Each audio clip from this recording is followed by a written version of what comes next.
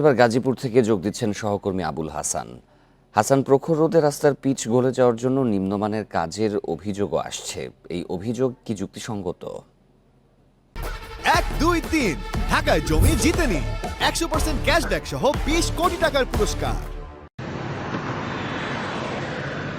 দেখুন, যে সড়কটির কথা বলা হচ্ছে মাওনা থেকে কালিয়াপুর পর্যন্ত যে সড়কটি রয়েছে আঞ্চলিক সড়ক, সেই সড়কের অন্তত 10টি পয়েন্টে কিন্তু পিচ গলে গেছে এবং এটির জন্য স্থানীয় চালক এবং সাধারণ মানুষ যেটি মনে করছেন যে উচ্চ যে তাপ প্রবাহ চলছে এখন, সেই তাপ প্রবাহের কারণ একটি এবং অন্যটি যে বড় কারণ সেটি হচ্ছে রাস্তায় নিম্নমানের সামগ্রী বা উপকরণ ব্যবহার। এই দুটির কারণেই কিন্তু এই পিচ গলে যাচ্ছে এবং যে জুতার সোল, এই সোলে লেগে যাচ্ছে, গাড়ির চাকায় লেগে যাচ্ছে। ফলে পথচারীদের যেমন সমস্যা হচ্ছে, তেমনি কিন্তু যারা চালক রয়েছেন গাড়ি নিয়ে যাচ্ছেন তাদেরও কিন্তু ভোগান্তিতে পড়তে হচ্ছে।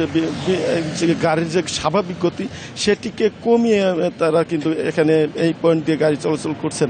আমি খোঁজ নিয়ে যেটি জেনেছি যে এই সড়কটির অন্তত 10টি পয়েন্টে এই সমস্যা রয়েছে এবং এখানে মেদি আশুলিয়া থেকে চেয়ারম্যান বাড়ি সহ অন্তত 10টি পয়েন্ট এই সমস্যা বেশি রয়েছে এবং এখানে যারা চালক রয়েছেন তারা কিন্তু নানাভাবেই তাদের সমস্যা পড়তে হচ্ছে। তাদের চাকায় এখানে পিচ লেগে যাচ্ছে এবং যেই সময় গন্তব্যে পৌঁছার কথা সেই সময় থেকে কিন্তু সময় একটু বেশি লাগছে।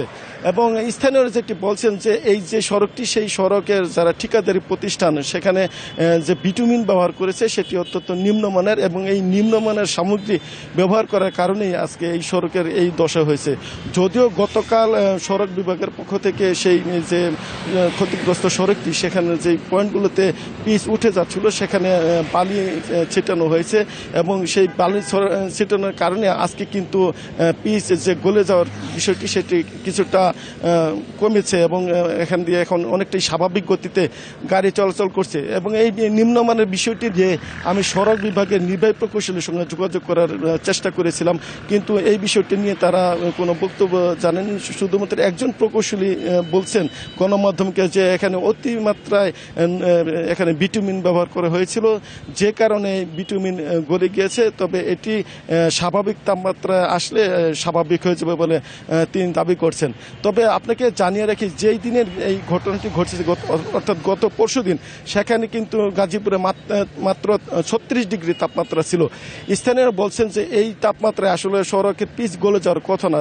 শুধুমাত্র এই সড়কটি ছাড়া গাজীপুরের অন্য কোথাও কিন্তু এই সড়ক যে পিচ গলে যাওয়ার বিষয়টি সেটি কিন্তু নেই। অন্যান্য সড়কে কিন্তু স্বাভাবিকভাবে গাড়ি চলছে এবং কোথাও কোনো পিচ গলে যাওয়ার বিষয়টি নেই। তারা বলছেন জোর দিয়ে যে এখানে নিম্নমানের সামগ্রী ব্যবহার করার কারণেই এই সড়কটির এই দশা হয়েছে। আমরা আশা করছি সড়ক বিভাগ এ বিষয়ে তদারকি করবে। গাজীপুর থেকে জানাচ্ছিলেন সহকর্মী আবুল হাসান।